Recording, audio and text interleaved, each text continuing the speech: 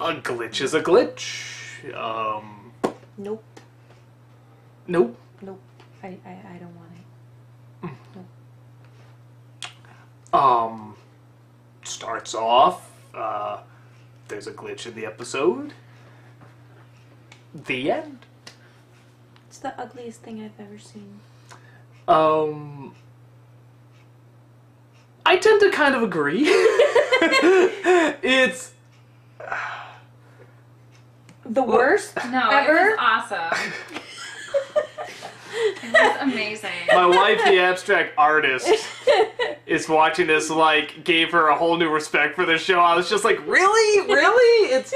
I will say this, watching it, I was, at times I was saying to myself, like, is this brilliant or awful? And then it sort of transferred into, no, this is really annoying. Like, it's, my head hurts so much after watching it. And I like stuff like Fear and Loathing in Las Vegas, okay? I like stuff like Eraserhead. And I'm just watching this like, like it's just, and it's only 11 minutes. I mean, can you imagine a half hour of this? Never. I mean, yeah, go on. So pretty much, I mean, there's a bit more. It's all CG. It looks CG, and I'm assuming that's what it was. Yeah. It looked really bright on on this TV. What was that? Tell us in the comments below, because like Ice King, we couldn't even see his face. It was so white, and we're wondering. That's what I was gonna say. The color palette was terrible. Well, I'm wondering if Whatever it was. I'm wondering if it's just the copy we got or something, or is it? Well, hold on, let me tell was you it all quick- like that? Really quickly, people. The first time I got Glitch is a Glitch, I got it from a torrent site. And I'm like, okay, because it wasn't out, it wasn't available anywhere, it's not available on DVD, and I'm like, I need to see this, yada, yada, yada. So I downloaded it, and I started watching it, and I thought there was something wrong with it. Because of all the crap that would happen, I'm like, did I just get a really bad copy or whatnot? And then I found out, no, this is exactly what it's supposed to be like. So yeah, it's supposed to be where Ice King can barely make out his face. That's what it sounds like, yeah. Which I thought was a very poor choice in color. Yeah, it's... Well, you know, it's Adventure Time in CG, and, okay, I've gone on and on, I prefer hand-drawn to CG, but CG's fine, you know, I mean, it's created some beautiful landscapes, and, you know, there's a lot of great CG films. Why not? What? Godzilla. 1980, the National one. Well, classic, obviously. But no, I like How to Train Your Dragon, I like, you know, a lot of the DreamWorks stuff and everything. You like Despicable Me? And Shrek? Oh, that's true. Really? Those are the two that won you over out of all the, oh, CG films are so bad, but Despicable Me, that's... Well, we saw it in the theater. We saw it in the theater when Brie was little. So. And 3D is That was fun. cute. It was really cute. But, but case in point, you saw how colorful and bright and imaginative as that could be. Why waste that opportunity with Adventure Time? Adventure Time, CG, what you can do with this, and it's a good idea. I love the idea of, like, just the universe has a glitch, you know, and it was given by the Ice King, and they sort of go to, oh, wow, this is, like, the universe's, you know, source code, and so it's like, I think that's a fun idea, you know, and even, like, at first, when I'm looking at all the little glitches and stuff, I'm like, oh, this is kind of clever, and it really looks like, you know, it's all pixely and stuff, but when you find out it's the whole thing, it's like, oh my god, you know, and I don't, again, I'm nauseated. I don't think it's gonna sound strange, I don't think, even for Adventure Time, it's abstract enough to be, no, it's abstract enough to be like, wow, that was brilliant and pure surrealism and stuff, because it's like, it was mostly, I don't know, nothing seemed like challenging about it, nothing seemed like, you know, hey, here's something that's gonna sort of, you know, question you and challenge you, it's just annoying, and again, from someone who loves Fear and Loathing in Las Vegas and loves, you know, can take things that are annoying, but it's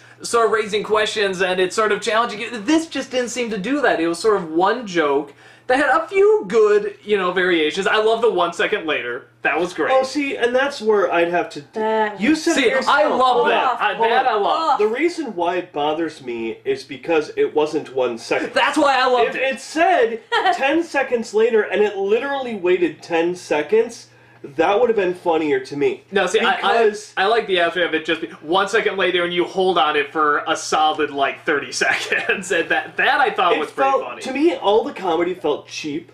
All the comedy felt incredibly long and drawn out. Like, every single joke they were doing, like, they couldn't do... Adventure Time is boom, boom, boom, very fast jokes. Sometimes you don't even catch a joke when it happens. And this one felt like the writer, the creator, whoever he was, couldn't do that. We're going to do the whole donut guy running around and spazzing about, his face. And then, of course, that's going to happen for a good minute. And then, at the end, we can't think of another joke, so we're going to have him running around spazzing doing the same thing.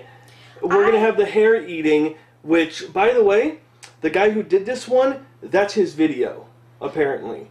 He created that girl eating the hair video. Mm-hmm. So he tossed his own work into Adventure Time. And then, at the same time, I felt incredibly cheap that it was basically his own work that saved the day. Well, now he's putting a glitch in this video, obviously, because we have shorty clips there. I felt it was very cheap. A lot of this stuff was very cheap. The jokes weren't all that great. Bubblegum hitting the computer and over again. Hit it for once or twice, okay, I would have been fine. 12 times, I got bored. Jake and PB... Yeah, what the hell was It's that? like, really? I was quite insulted with that. Well, and that's Jake is a good daddy, and he loves Raina. It's true. But his hand, we don't know. His hand might have it. It wasn't even his hand, it was his arm. It's, and for, that was written and directed by the same guy. What was it? Do you know the story behind it at all? Was it just a guy they found? Was this a guy who worked on the staff? He's just like, there's a few episodes. One's coming up called James Baxter the Horse.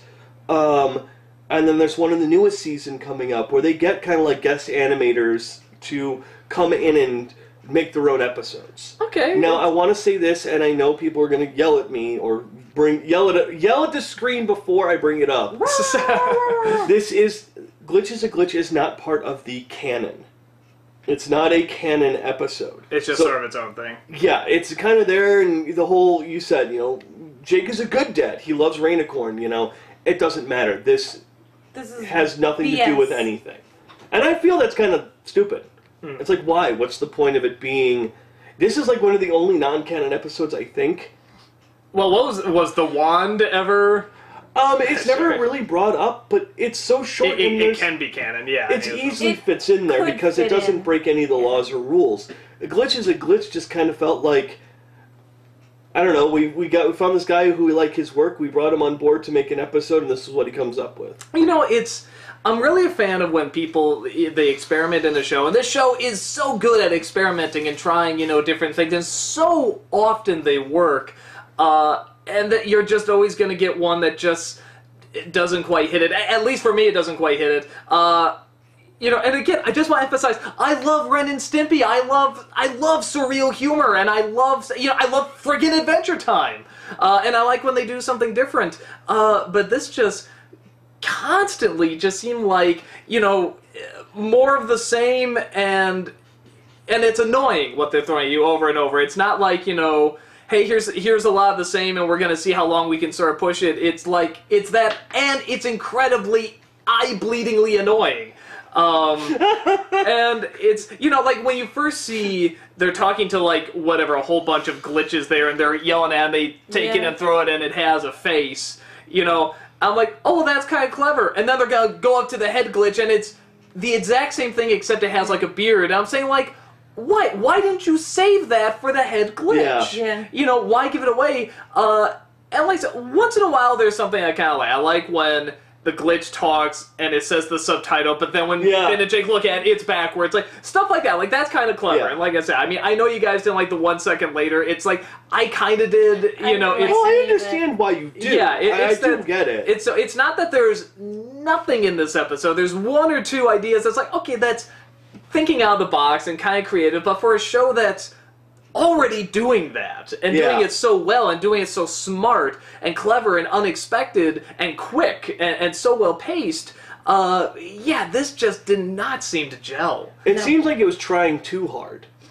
Is trying too hard to be different. Like what I was. But it wasn't even good CG. That's what's so strange. And so many shows are CG now, and some are good, some are bad. But it's like this one, like sometimes the movement's nice, like when PB is destroying the computers, like that was good movement. But yeah, I mean they all look very fake, which I'm sure was the idea. But it's like, why? I think it was purposely made shitty. I think this is like a really silly in-joke with the guy that did it, and like, and he strokes himself all night, looking at all the little inside jokes he like. I'm sorry, that's what it felt like. Actually, like, no. She brings up a really good point. If you think about it, at the end, where everything's kind of like where it's reloading. I'm looking at any of that stuff. Like, think about the episode. How much of this is anything that's happened before?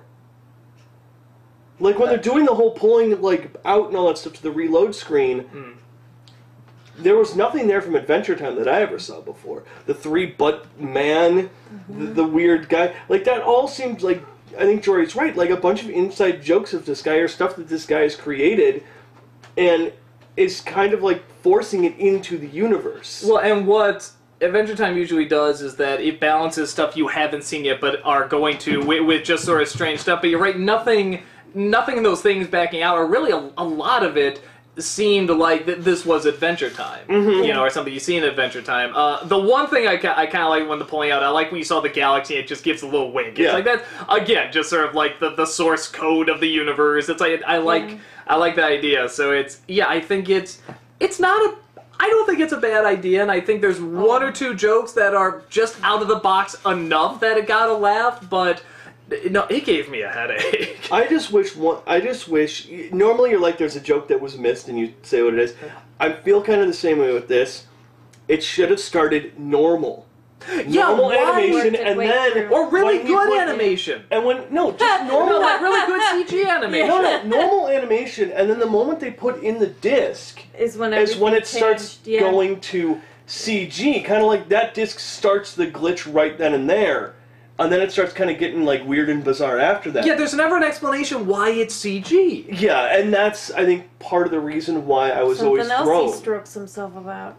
Yeah, I mean, I don't know. It's, so, maybe the guy could just be like, it's... Jory, you are hilarious. I understand why people can like this. I really do. It's bizarre, it's strange, it's different. You could see it kind of as a troll episode. Yeah. Honestly. But no, for me... No, even then, there's too much effort in this for a troll episode. I'll even say that. That it's not so bad, because it's still kind of, like I said, one or two of those jokes are pretty strange and out of the box, and it still took... CG animation, as much as I, sometimes complain about, is not easy. It's still really difficult to do, and this is, comprehensive enough to show, okay, there's definitely effort that went into it, just not all their effort to care, and not too little to laugh at it. Yeah. No, I think it was a lot of effort to make it look shitty. It's like those idiots that buy, like, ripped jeans for $700. That's what this is. This is already ripped jeans. I think it's a perfect analogy. Can we watch a good episode? Please, oh my god, make it stop now. Let's do that. We'll see you at the good episode. Seriously. Thank goodness.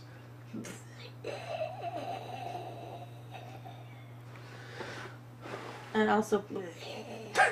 Ugh.